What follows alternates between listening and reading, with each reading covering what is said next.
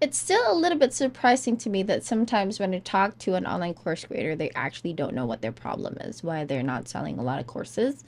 Now, there are a couple of things that I think is like one of the biggest factors why a course is not selling.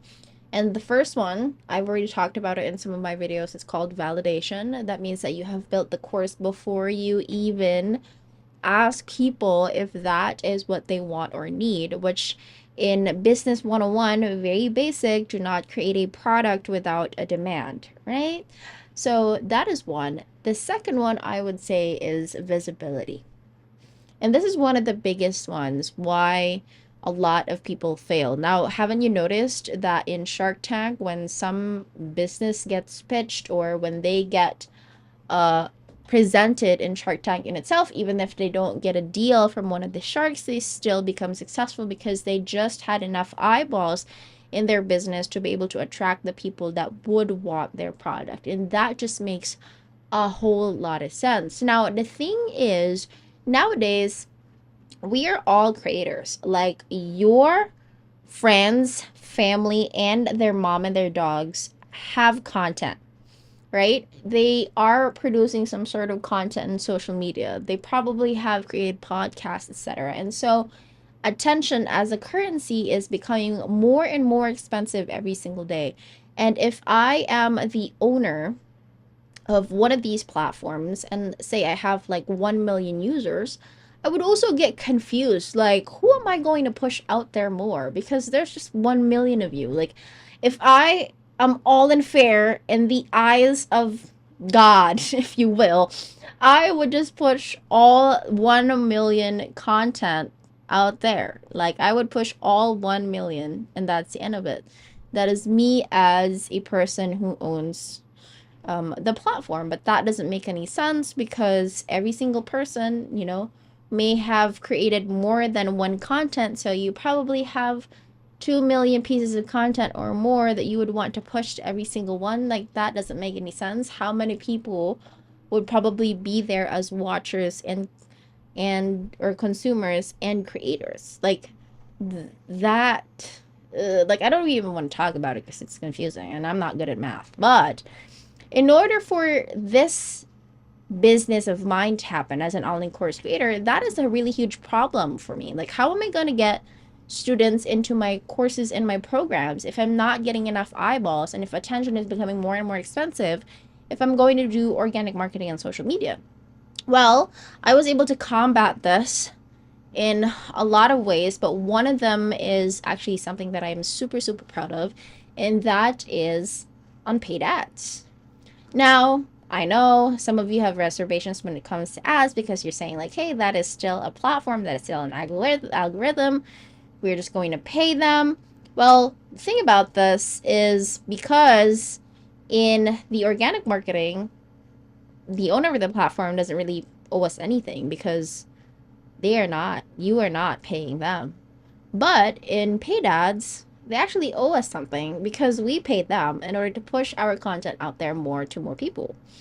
And that is why, aside from the machine learning that needs to be studied when it comes to organic marketing, there's also a different type of machine learning that needs to be studied when you are doing paid ads.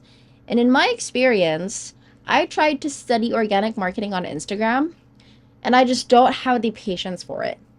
I absolutely don't have any patience to be like more curated when it comes to hooks and like do, all these things. There are like multiple facets, and I don't have any patience with that. But I did find that I enjoyed how machine learning works on paid ads. And to me, that is also really good because I don't want to keep on posting on social media just to get the traction that I want. I want something that is autopilot because what I'm good at is teaching. And at the same time, I enjoy monitoring ads more rather than creating the ad creatives in itself or the content that needs to be pushed for people to see you. Now, I'm going to teach you a couple of things that I have learned when it comes to paid ads. Now, remember in 2026, you're going to be competing with so many things, right? And especially a course creator, a lot of us are just giving up hope because we're thinking AI is there, it can give people information about what I'm good at. YouTube is there, it can show them information of what I'm good at. But do you know that, or how these content creators on Instagram are still blowing up every single time they launch a course? And that is because these content creators were able to create trust on a deeper level, like very different from what we are used to, right? And they were able to show up in people's newsfeed more often than the rest of y'all because they have a lot of followers. And when you click follow, it actually tells the algorithm that you like this person's content. We're going to push it more, right? And so it really plays a different, like, the people with a lot of followers are actually playing in a very different field than the ones that doesn't, right?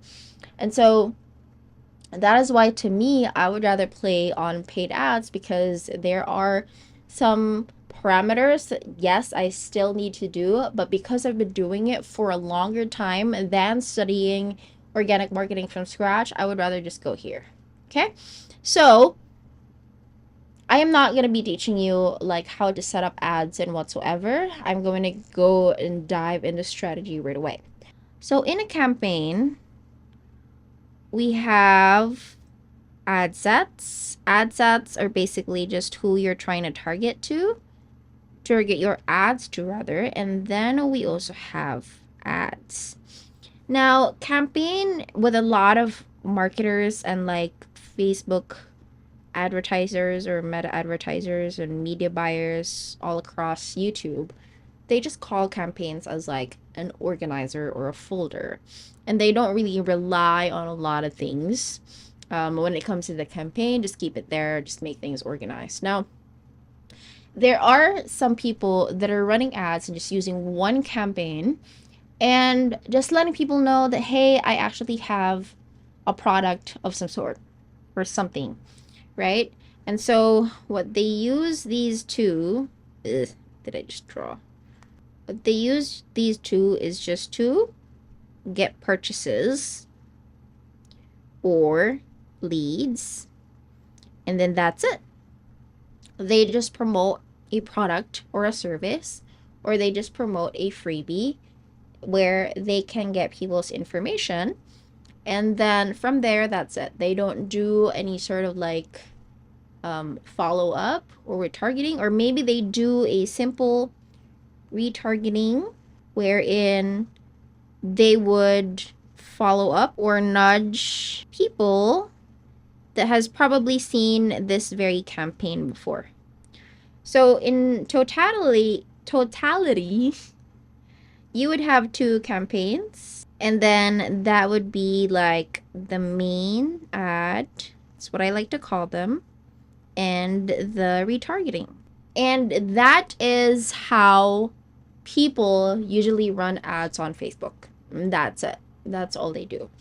Now, what I've learned over the years, or especially now that we have AI and all those things, again, like what I mentioned earlier in this video, is that your buyers are now more discerning, and they would want to see more of you. They would want to connect with you on a deeper level more than any time in the world. Like, I thought back when I started in 2019, that would be the case. Like, you would have like no like and trust factor. Like, I keep on mentioning that to a lot of my students, that you need to be able to do that before you actually ask someone to buy from you. My God, all the more now that we have information surplus, we have AI we can squeeze information out of. But as long as you're able to build trust with them and connect with them to a deeper level, you are able to get them, or you are able to get them to buy from you. Like, they would still buy from you just because they trust you so much that they know for a fact that you can change their lives for the better. I have been changed for good. Okay, so let us change our audience for good by adding a third level of remarketing or retargeting, whatever you want to call it, where the idea is for you to just publish videos that create value, build trust, and expand your authority. And this is working on the sidelines. Now, when you run this one together with these, when you combine them all together, that's how you can make a very powerful campaign where your students or your prospects are not only going to buy the course that you have promoted here, but they're also going to buy the next campaigns and the next courses, the next thing that you have, whatever is coming up, because you are able to build this very important asset, which is the third level or the remarketing, right? And that is the what I call the everywhere everyday ads method. Now, why is it called everywhere everyday? And that is because the method actually tells you to show up everywhere without posting on social media every single day, because that's so important that you show up in all of the feeds. We have Facebook, we have Instagram, we have Threads. We can also put WhatsApp because that is what Meta owns also. So you can be everywhere. But don't forget that you don't need to just be everywhere and just pop out once in a while. You have to be there every single day consistently. And that is why it's called everywhere everyday ads method. Daniel Priestley, who I have been watching for quite some time now, also mentions this in a different way, and he calls this the 7-11-4. 7-11-4. Correct me if I'm wrong, because I might, mix things up or do this the wrong way. But this is 7 hours in 11 times in 4 different platforms. And if you are able to do this, this is a very strong factor of why someone would actually buy from you, is if you have the 7-11-4 correctly integrated into your marketing, because eventually they are going to buy from you. It's not a matter of if they're going to buy for you, but just when. And that is why you need to have those 3 campaigns instead of 2. Right? So now you probably have follow-up questions, such as what ads are we going to put in the 3rd level, what ads I'm going to put in main ads, how I'm going to write my copy, how I'm going to set things up, etc., etc. Now, this is actually what I teach inside my 2-day live class called the Everywhere Everyday Ads Method. And I am going to be running a live class in the next coming days, and I want you to be there. If you are an online course creator that has a problem with visibility and you want to have the eyeballs that you need in order to get your course in front of the people that you would like to buy from you. Now, it's not only that we're going to be promoting them one course. The idea is to increase your lifetime order value in order to become a successful business. And at the same time, if we have that very undeniable trust, they become our raving fan, they're going to buy every single thing that we're going to offer them. And that is the main goal. We don't want them to just buy from us once, like what a lot of people are doing. We want them to buy from us consistently and consecutively so that we don't have to think about money ever again. That's basically the idea of whatever it is that we are doing here in my brand, is to get you students every single day so that you wouldn't have any trouble thinking about money or your next bill or whatsoever. Is basically helping you build the life that you want. And so if you are interested, click the link below this video, learn more about the Everywhere Everyday Ads Method live class, and if it fits your needs, if you can see the curriculum and see that those are some of the things that you would like to learn, well, I would love to see you in class, and I'll see you on the inside. Thank you so much. Bye.